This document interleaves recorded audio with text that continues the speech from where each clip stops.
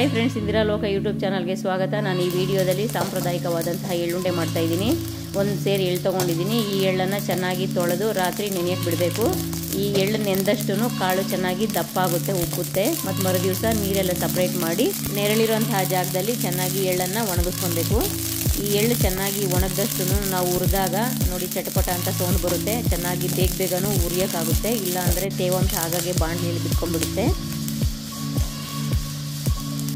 ಒಂದು ಲೋಟ ಅಳತೆಯಲ್ಲಿ 4 ಲೋಟ ಎಳ್ಳು ತೊಗೊಂಡಿದ್ದೀನಿ. 1 ಲೋಟ ಕಡಲೆ ಬೀಜ, 1 ಲೋಟ ಕಡಲೆಪಪ್ಪು ತೊಗೊಂಡಿದ್ದೀನಿ.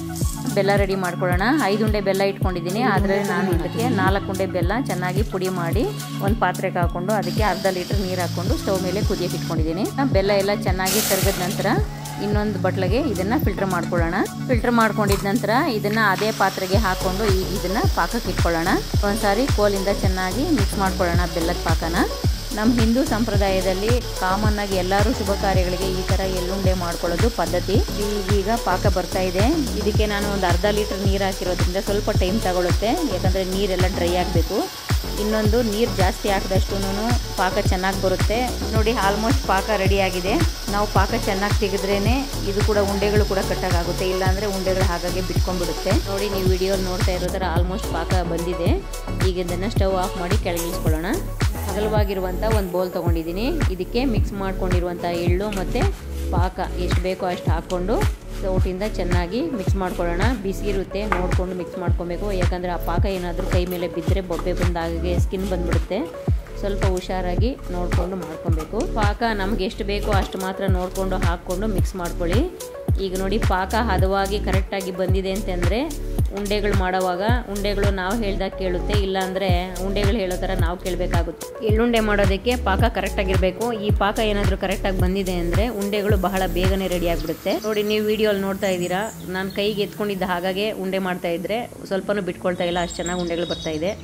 ನಮ್ಮ ಹಿಂದೂ ಸಂಪ್ರದಾಯದಲ್ಲಿ ಸಾಮಾನ್ಯವಾಗಿ ಮದುವೆ ಶುಭ ಕಾರ್ಯಗಳಿಗೆ ಮತ್ತು ಹೆಣ್ಣುಮಕ್ಕಳ ಶುಭ ಸಮಾರಂಭಗಳಿಗೆ ಈ ಥರ ಎಳ್ಳುಂಡೆಯನ್ನು ಮಾಡ್ಕೊಳ್ತೀವಿ. ನೋಡಿ, ಪಾಕ ಒಂದು ಕರೆಕ್ಟಾಗಿ ಬಂದಿರೋದ್ರಿಂದ ಬಹಳ ಬೇಗನೆ ಉಂಡೆಗಳು ಕಟ್ತಾ ಇದ್ದೀನಿ ನಾನಂತೂ.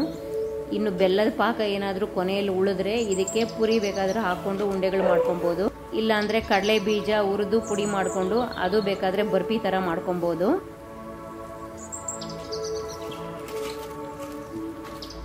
ನೋಡಿ, ಆಲ್ಮೋಸ್ಟ್ ಉಂಡೆಗಳು ಕಂಪ್ಲೀಟ್ ಆಗಿದೆ.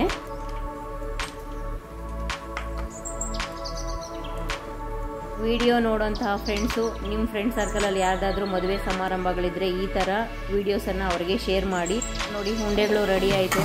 ಆಲ್ಮೋಸ್ಟ್ ಜೋಡಿಸಿದ್ದೀನಿ. ನೋಡಿ ಎಷ್ಟು ಚೆನ್ನಾಗಿದ್ದಾವೆ ಉಂಡೆಗಳಂತೂ, ಒಂದು ಬಿಟ್ಕೊಳ್ಳಲಿಲ್ಲ. ನೀವೇ ನೋಡ್ತಾ ಇದ್ದೀರಾ. ನೋಡಿ ಯಾವ ಥರ ಶೈನಿಂಗ್ ಕಾಣ್ತಾ ಇದ್ದಾವೆ. ತುಂಬಾ ಚೆನ್ನಾಗಿ ಬಂದಿದ್ದಾವೆ ಉಂಡೆಗಳಂತೂ. ಫ್ರೆಂಡ್ಸ್, ನೀವು ಈ ಥರ ಉಂಡೆಗಳನ್ನು ಒಂದು ಸಾರಿ ಮಾಡ್ಕೊಳ್ಳೋದಕ್ಕೆ ಟ್ರೈ ಮಾಡಿ. ವಿಡಿಯೋ ಇಷ್ಟ ಆಗಿದ್ರೆ ಲೈಕ್ ಮಾಡಿ, ಶೇರ್ ಮಾಡಿ, ಕಮೆಂಟ್ ಮಾಡಿ.